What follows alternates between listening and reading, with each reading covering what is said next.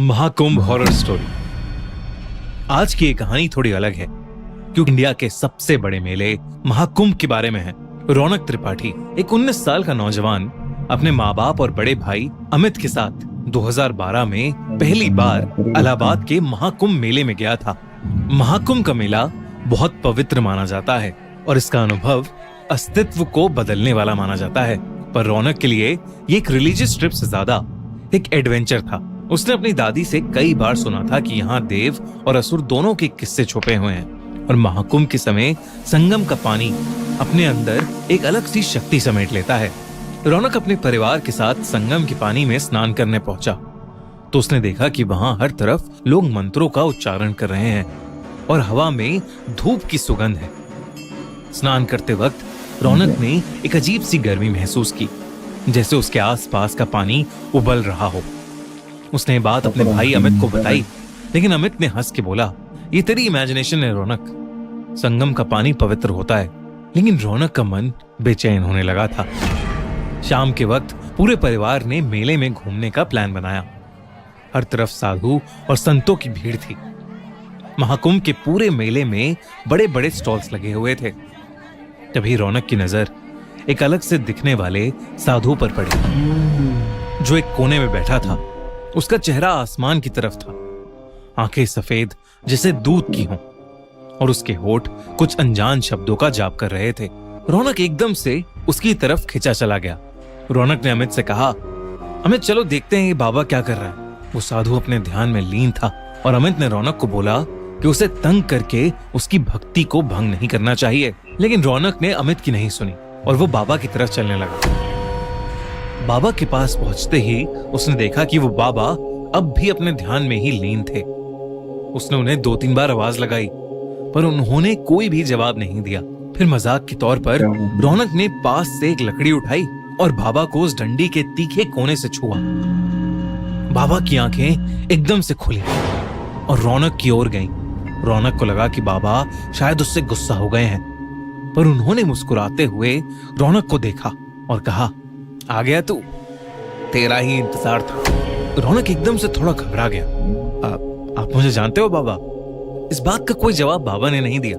बस उन्होंने अपने गले से एक माला निकाली और रौनक के हाथ में रख दी। बाबा ने कहा, ये ले और रात को ये माला पहनकर सो जाना, कल तुझे सारे जवाब मिलेंगे। रौनक ने बिना कुछ सोचे उस बाबा से वो माला ले ली और वापस अपने परिवार के पास आ गया। उस रात रौनक ने माला पहनकर सोना शुरू किया। जैसे ही उसने अपनी आंखें बंद की, उसके सपने एकदम अजीब और खौफनाक हो गए। उसने देखा कि वो एक अंधेरे जंगल में खड़ा है। उसके आसपास बड़े बड़े पेड़ हैं जिनमें आग लगी हुई है और उस आग से पूरा आसमान लाल हो गया है। तभी उस जंगल में एक गहरी आवाज गूंजने लगी, जैसे कोई उसका नाम पुकार रहा हो। वो आवाज धीरे धीरे उसके करीब आई और एक काले साए के रूप में उसके सामने आकर खड़ी हो गई। उस साए की भी आंखें लाल थीं और उसने अपनी पतली उंगली से रौनक की तरफ इशारा किया। तू मुझे लेने आया था, अब तेरे साथ चलने का समय आ गया। उस साए ने रौनक से ये कहा और एकदम से वो साया जैसे उसके अंदर ही समा गया। रौनक चिल्लाते हुए नींद से उठा। उसकी शर्ट पसीने से भीग चुकी थी। उसने माला को देखा जो एकदम से बहुत ज्यादा खौलती हुई गर्म हो गई थी। रौनक ने तुरंत उस माला को निकालकर जमीन पर फेंक दिया और फिर से चादर तान कर सो गया।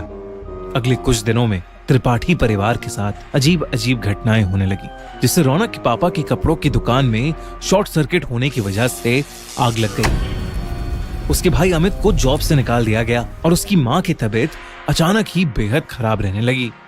इसी बीच रौनक एक दिन अपनी अलमारी साफ कर रहा था और सफाई करते वक्त उसके होश ही उड़ गए। अलमारी के अंदर से उसे वही माला मिली जो रौनक ने कुछ दिन पहले ही फेंकी थी। उसने अपनी मम्मी से बात की तो उन्होंने बताया कि वो माला उन्होंने ही संभाल कर अलमारी में रख दी थी। अब रौनक को यकीन हो गया था कि जो कुछ भी हो रहा है वो शायद उस माला की वजह से ही हो रहा है। उसने इस बार उस माला को जाकर कचरे के डब्बे में फेंक दिया। अगले दिन रौनक अपने रूम में लैपटॉप पर कोई टीवी शो देख रहा था। तभी उसे ऐसा महसूस हुआ जैसे उसके ठीक पीछे कोई खड़ा है। रौनक ने पीछे मुड़कर देखा पर वहां कोई नहीं था। लेकिन जैसे ही रौनक ने वापस मुड़कर देखा, उसके कमरे के एक कोने में वही लाल आंखों वाला काला साया खड़ा था जो रौनक के सपने में आया था। उसे देखकर रौनक इतना डर गया था कि उसकी आवाज ही नहीं निकल रही थी।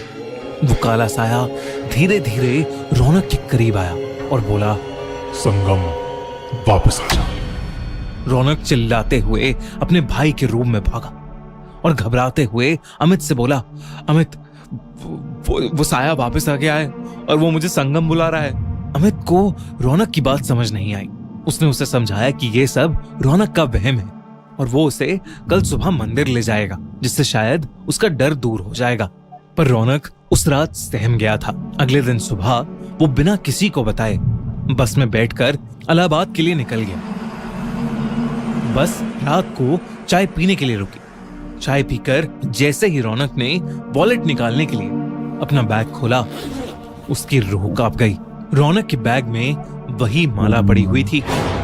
रौनक ने एक लंबी सांस ली और खुद को समझाया कि वो महाकुंभ जाकर उसी बाबा से मिलेगा और सब कुछ ठीक कर लेगा। और वो पैसे देकर बस में जाकर बैठ गया। पूरे सफर में रौनक को महसूस होता रहा कि वो काला साया कहीं ना कहीं उसी के साथ है, बिल्कुल उसके करीब। अगली सुबह महाकुंभ पहुंचकर रौनक सीधा भागकर उस मेले में उस बाबा को ढूंढने लगा। और जैसे ही वो बाबा उसे दिखे, वो उनके चरणों में जा गिरा और फूट फूट कर रोने लगा। उस बाबा ने गुस्से में उससे कहा, मूर्ख, अब क्यों आया है मेरे पास? तूने एक साधु की आराधना भंग की थी, अब तू उसका दंड भुगत। रौनक के आंसू रुक ही नहीं रहे थे और वो अपनी गलती समझ गया था। उसने उस साधु से रो रो कर माफी मांगी। कुछ समय बाद उस साधु को रौनक पर दया आ गई और उसने रौनक से माला वापस लेकर अपने गले में डाल ली। अचानक ही रौनक को माला के जाने के बाद बहुत हल्का सा महसूस होने लगा। रौनक ने देखा कि वो काला साया बाबा के सर के ऊपर खड़ा है और कुछ ही देर में वो बाबा के अंदर ही समा गया। उस दिन रौनक ने एक बार फिर महाकुंभ में स्नान लिया और वो समझ गया कि कभी किसी भक्ति में लीन साधु को डिस्टर्ब नहीं करना चाहिए। घर आकर उसने सब कुछ अपने परिवार को बताया। धीरे धीरे उसके परिवार पर आई प्रॉब्लम्स भी दूर होती चली गईं। रौनक और उसकी फैमिली इस साल प्रयागराज में हो रहे महाकुंभ में फिर से जा रही है। आप में से कितने लोग महाकुंभ के बारे में जानते हैं? और अगर हाँ, तो कितने लोग महाकुंभ में जाने का प्लान कर रहे हैं?